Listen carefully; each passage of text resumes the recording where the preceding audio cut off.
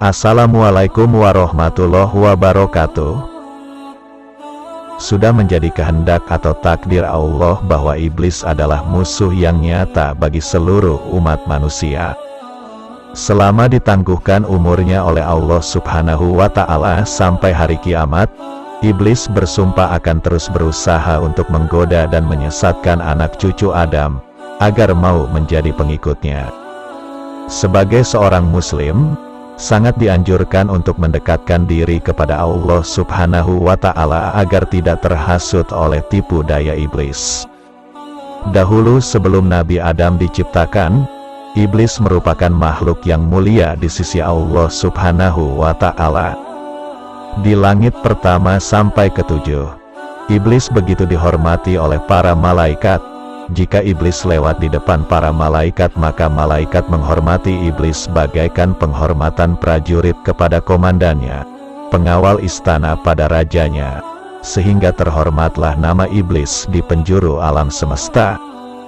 Begitu mulianya iblis pada saat itu, sehingga iblis mempunyai nama yang bagus-bagus di setiap lapisan langit. Sebagaimana disebutkan oleh Imam Abu Hamid Al-Ghazali atau Imam Ghazali dalam kitab Ihya Ulumuddin, bahwa pada lapis langit yang pertama, iblis disebut Al-Abid, lalu pada langit yang kedua iblis disebut Az-Zahid, kemudian di lapis langit ketiga, iblis mempunyai nama Al-Arif. Pada langit keempat nama iblis adalah Al-Wali, di langit kelima namanya disebut At-Taqi, sedangkan di langit keenam namanya disebut Al-Kazin, dan terakhir di langit ketujuh namanya adalah Azazil. Dalam kitab Tafsir Maroh Labid karangan Imam An-Nawawi Al-Bantani atau Mbah Nawawi Banten, dan dalam kitab Hasyiyah Asy-Syawi, serta dalam sejumlah riwayat terungkap bahwa konon iblis adalah penjaga surga dalam kurun waktu 40.000 tahun. Ia pernah hidup bersama dengan malaikat selama 80.000 tahun dan tawaf mengelilingi aras bersama para malaikat selama 14.000 tahun. Dan iblis pernah bersujud kepada Allah selama 1000 tahun lamanya dan ia sangat giat dalam beribadah. Iblis tidak merasa lelah atau mengeluh atau membangkang dalam menjalankan perintah Allah Subhanahu wa Ta'ala. Iblis menjalankan dengan ikhlas, tidak ada niat apapun kecuali karena Allah semata. Dia bahkan pernah menjadi Sayyidul Malaikat, yaitu penghulu atau pemimpin malaikat, dan Khozinul Jannah atau bendahara surga. Namun, lama-kelamaan iblis menjadi sombong dan angkuh.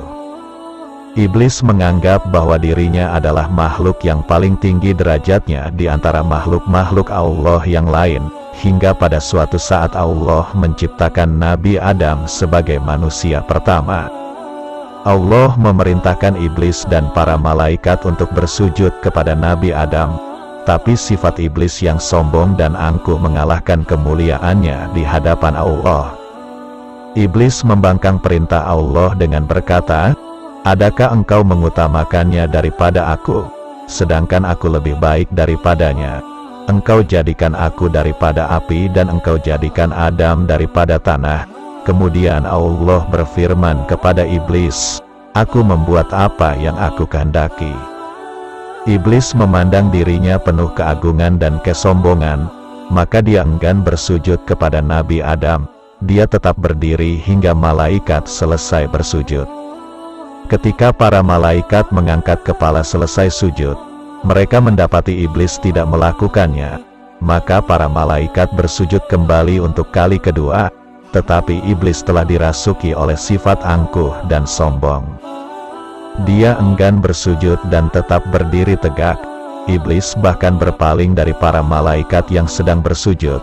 Dia tidak ingin mengikuti mereka dan tidak merasa menyesal atas pembangkangannya terhadap Allah.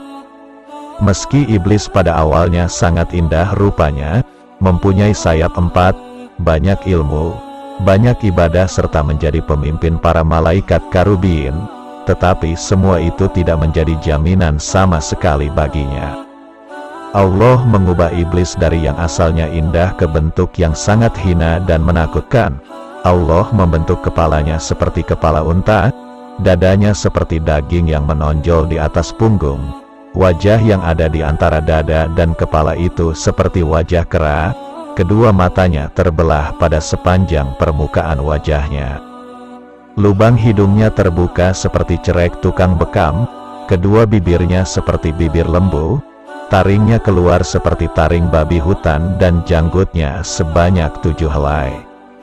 Setelah itu, Allah mengusirnya dari surga, bahkan dari langit dan bumi. Iblis tidak akan masuk ke bumi melainkan dengan cara sembunyi-sembunyi. Allah melaknatnya hingga hari kiamat karena dia menjadi kafir.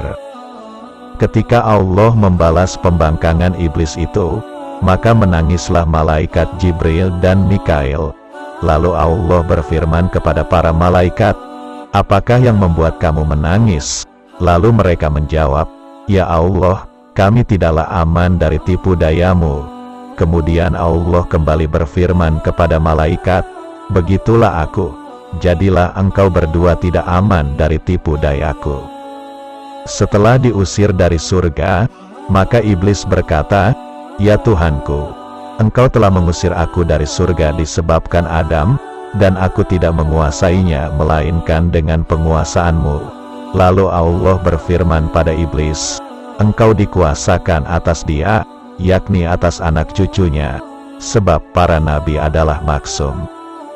Berkata lagi iblis, "Tambahkanlah lagi untukku." Allah berfirman, "Tidak akan dilahirkan seorang anak baginya, kecuali tentu dilahirkan untukmu 2 padanya." Berkata iblis lagi, "Tambahkanlah lagi untukku." Lalu Allah berfirman, "Dada-dada mereka adalah rumahmu. Engkau berjalan di sana sejalan dengan peredaran darah." Berkata lagi iblis, "Tambahkanlah lagi untukku." Maka Allah berfirman lagi yang artinya, "Dan kerahkanlah terhadap mereka pasukan berkuda dan pasukan yang berjalan kaki." Artinya mintalah tolong menghadapi mereka dengan pembantu-pembantumu, baik yang naik kuda maupun yang berjalan kaki. Dan bersekutulah dengan mereka pada harta, yaitu mendorong mereka mengusahakannya dan mengarahkannya ke dalam haram. Dan pada anak-anak, yaitu dengan menganjurkan mereka dalam membuat perantara mendapat anak dengan cara yang dilarang, seperti melakukan senggama dalam masa haid, berbuat perkara-perkara syirik mengenai anak-anak itu dengan memberi nama mereka Abdul Uzza, menyesatkan mereka dengan cara mendorong ke arah agama yang batil, mata pencarian yang tercela dan perbuatan-perbuatan yang jahat, dan berjanjilah mereka. Demikian sedulur, kisah malaikat Jibril dan Mikail yang menangis karena takut kepada Allah Subhanahu wa Ta'ala, dan menyesal lantaran iblis membangkang perintah Allah, sehingga Allah pun melaknatnya. Semoga kita semua dijauhkan dari godaan iblis dan pasukannya yang telah dilaknat Allah hingga hari kiamat kelak. Amin ya robbal alamin. Semoga bermanfaat. Wassalamualaikum warahmatullahi wabarakatuh.